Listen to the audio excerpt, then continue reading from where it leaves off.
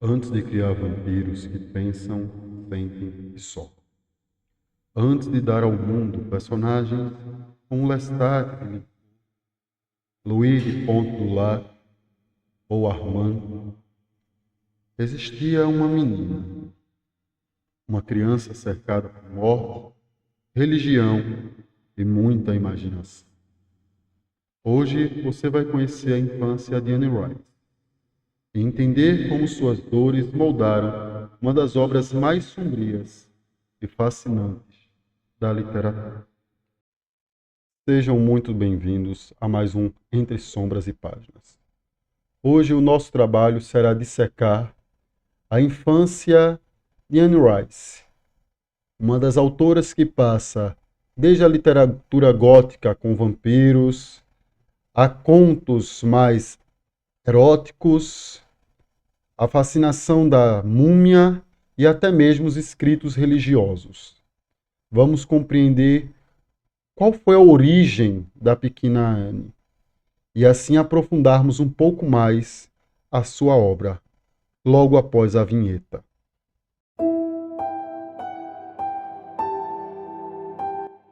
Anne Rice nasceu em 1941, batizada originalmente como Howard Allen Francis O'Brien, na famosa cidade de New Orleans, um lugar onde o misticismo não é exceção, faz parte do cotidiano.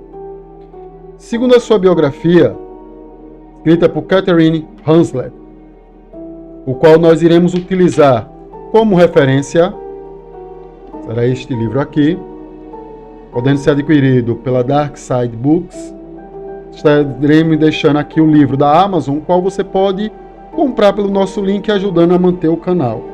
Esse será o nosso livro de referência, assim como outras pesquisas externas. Sua infância foi marcada por uma família profundamente católica e rígida, um ambiente emocional instável e uma relação precoce com o imaginário da morte. E a sua mãe teve um papel central nisso. Para isso, nós vamos falar sobre outra Catherine. A mãe de Anne, Catherine O'Brien, era uma mulher muito carismática, mas profundamente instável. É dito que a Catherine teve um pai alcoólatra, que deixara a família muito cedo por conta disso. E um dos maiores medos da Catherine é que se tornar tão alcoólatra quanto seu pai, ou que suas filhas não fossem tão geniais e a sua vida fosse ofuscada pelo álcool. Por conta disso, a Catherine deu uma educação em que suas filhas poderiam se expressar completamente. E observem que o nome que a pequena Anne Rice recebe, ou de Howard, é uma vez que o seu pai tinha medo de não repassar o seu nome de família para nenhum de seus descendentes, uma vez que só tivera filhas. A Catherine acabou se voltando para a bebida após o pai da Anne ir para o exército, trabalhar no rádio, o qual ele pretendia trabalhar por um tempo como operador de rádio, juntar um bom dinheiro e tirar a família de Nova Orleans. Porém, ele não consegue fazer, uma vez que a Catherine não consegue lidar com essa solidão, começando então o hábito da bebida, criando várias situações imprevisíveis, onde a pequena Anne falara várias vezes que adorava a forma como a mãe sempre incentivou a ela ser quem ela queria ser.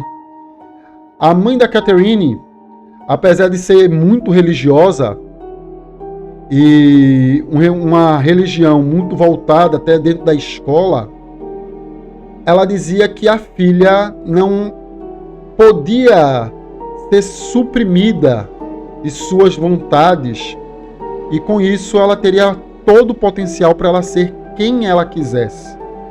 E com isso a mãe protege até mesmo do machismo da época.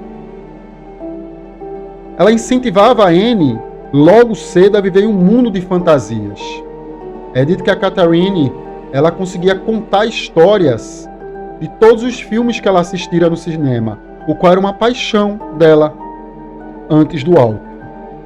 Foi dela, inclusive, a decisão da filha o nome masculino.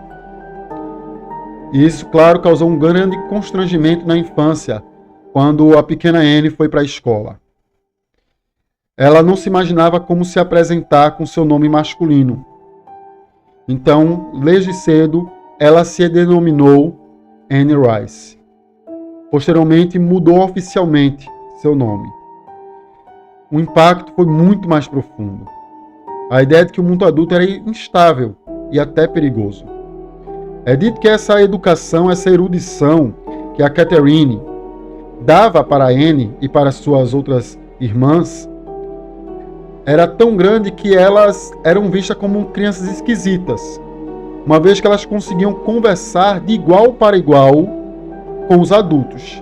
E até mesmo os adultos não conseguiam muitas vezes acompanhar a conversa das crianças, que eram apaixonadas por poesia, história e literatura antiga.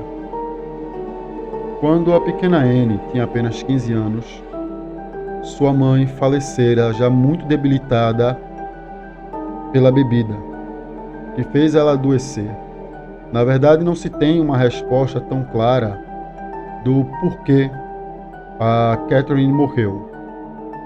Mas o fato é que a Catherine acabou causando até pequenos incêndios, uma vez que ela bebia muitas vezes trancada no quarto, acompanhada do seu cigarro. Isso não foi apenas uma perda, foi uma ruptura. Esse momento da perda gerou um constante sentimento de abandono, uma obsessão pela mortalidade e questionamentos profundos sobre Deus. New Orleans, na época, possuía toda uma arquitetura voltada tanto ao catolicismo como para a morte. Os cortejos dos dias de mortos, os cortejos fúnebres, eram extensos, como ainda é nos dias atuais. E um dos locais que a pequena Anne mais visitavam eram os cemitérios, o qual ela traz para sua literatura. Tanto para o livro Lestat, onde ele escondia suas riquezas, como para seu livro A Hora das Bruxas. Criada dentro do catolicismo, Anne cresceu cercada pela ideia do pecado, a culpa e a redenção. Ela chega a falar que tinha até uma visão quase erótica pela questão da proibição ainda na infância. Mas ao mesmo tempo ela começou a questionar tudo isso. Essa tensão entre fé e dúvida se tornou uma das forças centrais na mente criativa de Anne. Tanto que você vai pegar o personagem de Louis, de Pont du Lac, e o próprio Lestat, que antes ele quer ser uma pessoa boa, antes de ele se transformar completamente com a raiva de seu pai. Essa tensão entre a fé e a dúvida se tornou uma das forças centrais. E é exatamente por isso que vemos esses personagens sendo constantemente atormentados pela culpa, pela própria existência. Diante desse mundo instável, Anne fez o que muitas crianças fazem. Escrevia histórias, inclusive peças de teatro, para suas irmãs interpretar, o qual no final todos os personagens morriam.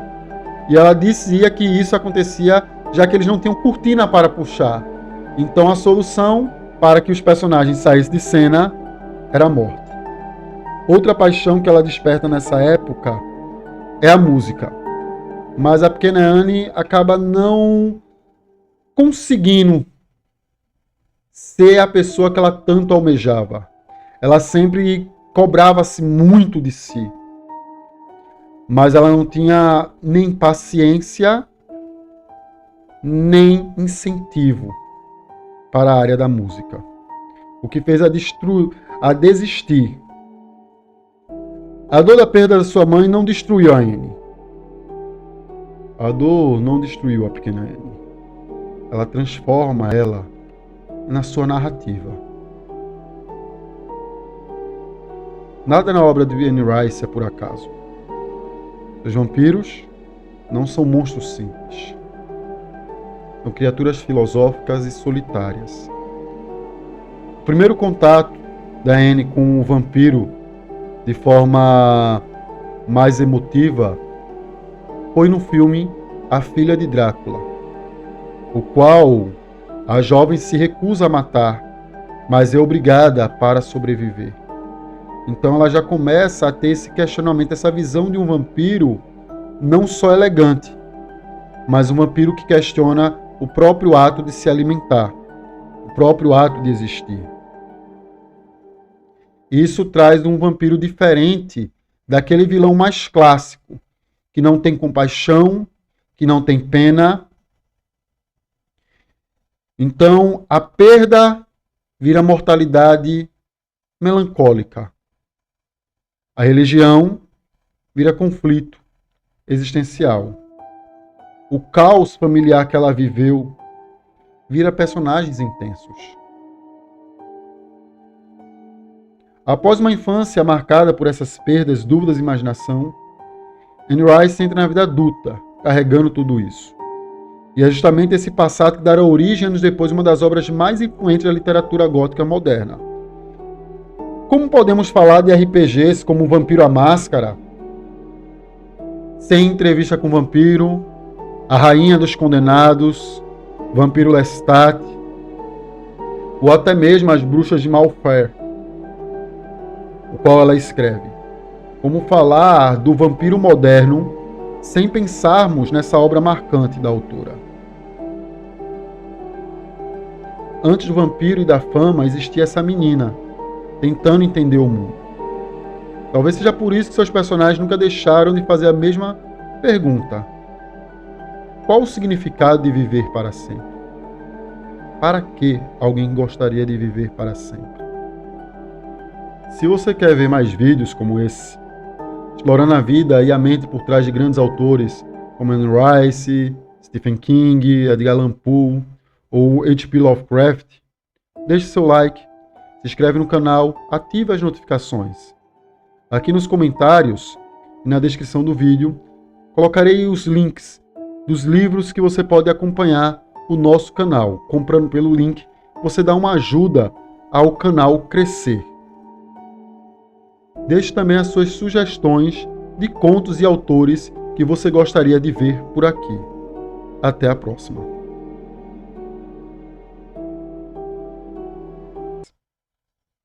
Sua infância foi profundamente marcada por uma família.